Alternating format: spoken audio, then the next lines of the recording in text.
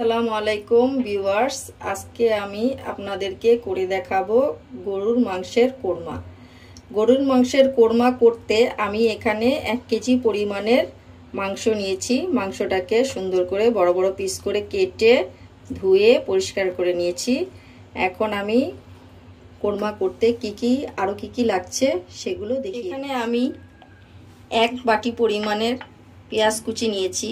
কোরমা করতে পেঁয়াজের বেরেস্তা প্রয়োজন, তাই এখানে অর্ধেকটা আমি পেঁয়াজের বেরেস্তা করব। আমি আমার চ্যানেলে অন্য রেসিপির মধ্যে পেঁয়াজের বেরেস্তা করে দেখিয়েছি, তাই আজকে আমি পেঁয়াজের বেরেস্তাটা করে দেখাবো না। এখানে আমি অর্ধেক পরিমাণের পেঁয়াজ বেরেস্তা করব আর অর্ধেকটা রান্নার সাথে দিব।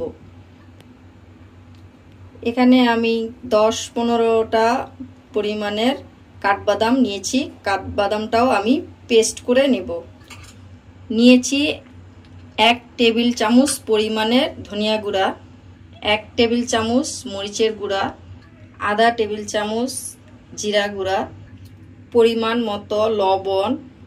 নিয়েছি কাঁচামরিচ। এখানে কাঁচামরিচ আমি অর্ধেকটা ব্লেন্ডার করে দিব বেটে, আর অর্ধেকটা ফালি করে দিব। এখানে নিয়েছি 3 টেবিল পরিমাণ আদা রসুন বাটা। এখানে আমি নিয়েছি জয়ত্রী, এই যে 4-5 টুকরা। এখানে নিয়েছি দারচিনি 6-7 টুকরা। নিয়েছি 5 পিস এলাচি, 1টি জয়ফল। এখানে জয়ফলটা আমি 4 ভাগের 1 ভাগ দিব, আর এগুলো থেকে সবগুলো অর্ধেক করে আমি বেটে নেব। এখানে নিয়েছি 3 পিস তেজপাতা, আধা চা চামচ গোলমরিচ, আর নিয়েছি আধা চা চামচ শাহি জিরা। এখানে আপনারা অবশ্যই শাহি জিরাটা ব্যবহার করবেন, তাহলে আপনাদের ফ্লেভারটা ভালো আসবে। এখানে জিরা গোলমরিচ এগুলোকেও আমি বেটে দিব। এখানে আমি নিয়েছি 1 বাটি পরিমাণের টক দই।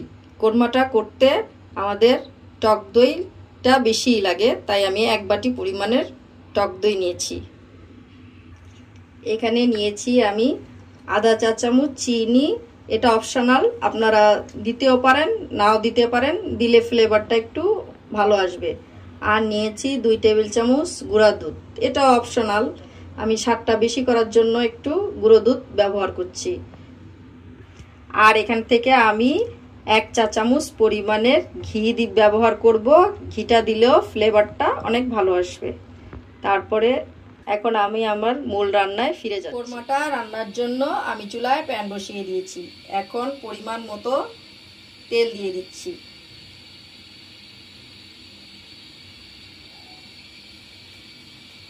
তেলটা গরম হলে আমি এখানে পেঁয়াজগুলো অ্যাড করব।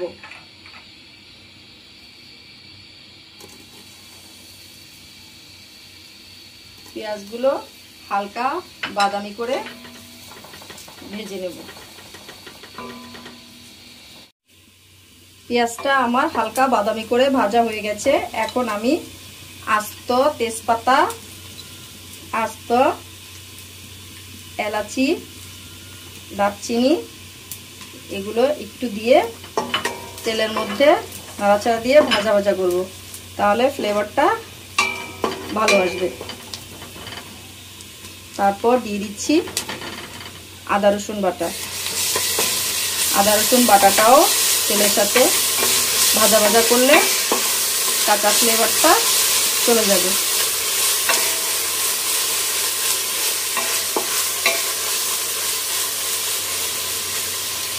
তারপর দিয়ে দিচ্ছি বেটে রাখা পেঁয়াজ বেরেস্তা, বাদাম বাটা।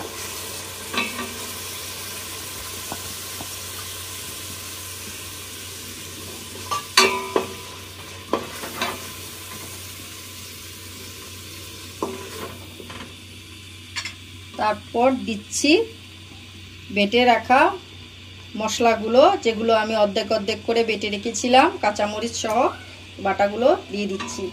এখন আমি এটা একটু হালকা কষিয়ে একটু পানি অ্যাড করব।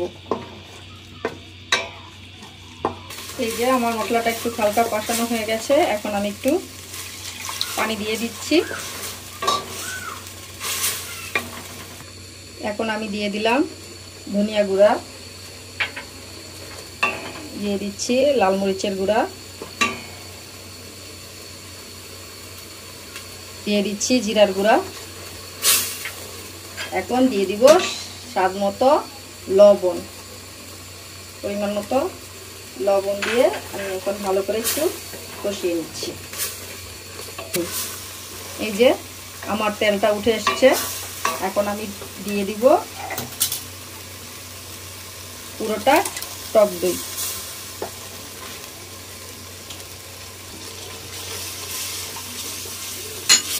এই যে আমার মশলাটা কষানো হয়ে গেছে, তেলটা উঠে এসছে, এখন আমি গরুর মাংসগুলো দিয়ে দিব।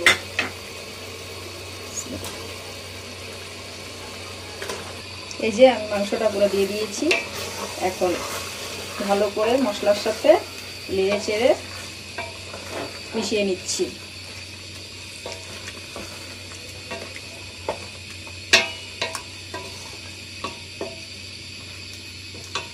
নেড়ে চেড়ে মিশিয়ে নিলাম, এখন আমি ঢেকে দিব মাংসের গায়ের পানিটা ওঠা পর্যন্ত। এই যে মাংসটা আমি দিয়ে দিয়েছি, এখন অপেক্ষা করছি মাংসের গায়ের এক্সট্রা পানিটা বের হওয়া পর্যন্ত।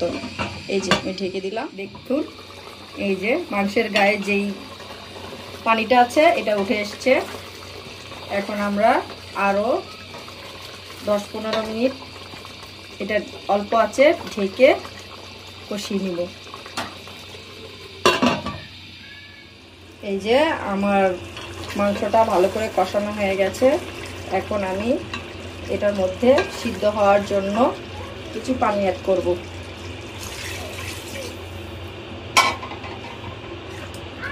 সিদ্ধ হওয়া পর্যন্ত ঢেকে দিলাম, সিদ্ধ হলে আবার ফিরে আসছি। এই যে আমার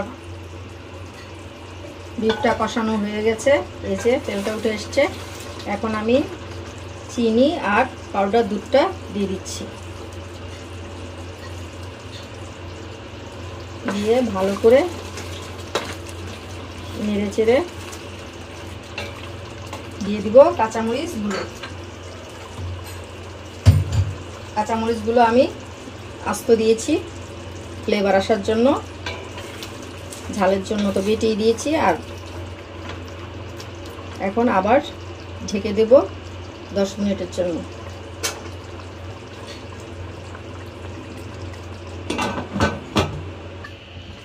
এই যে আমার কোরমাটা অলরেডি হয়ে গেছে, এখন আমি এটার মধ্যে 1 চা চামচ ঘি দিয়ে দিব। 1 চামচ আমি ঘি ছড়িয়ে দিলাম। 2 মিনিট ঢেকে রেখে পরিবেশন করে ফিরে আসছি। এই যে তৈরি হয়ে গেল আমার বিফ কোরমা। আপনারা রেসিপিটা পুরো ফলো করবেন, তাহলে আমি পর্যায়ক্রমে যে মশলাগুলো দিয়েছি তা দিলে অবশ্যই পারফেক্ট কোরমা হবে। আমার রেসিপিটি যদি ভালো লেগে থাকে তাহলে অবশ্যই এটা বাসায় ট্রাই করবেন।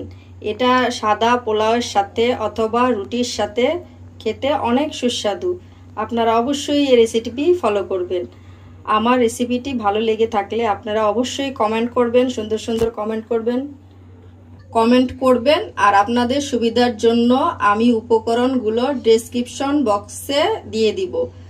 আর আমার ভিডিওটি যদি ভালো লেগে থাকে তাহলে লাইক, কমেন্ট এবং শেয়ার করতে ভুলবেন না। আমার চ্যানেলটি অবশ্যই সাবস্ক্রাইব করবেন, বেল আইকনটি বাজিয়ে রাখবেন সুন্দর সুন্দর ভিডিও পাওয়ার জন্য। আর যারা সাবস্ক্রাইব করেছেন তাদেরকে অসংখ্য ধন্যবাদ।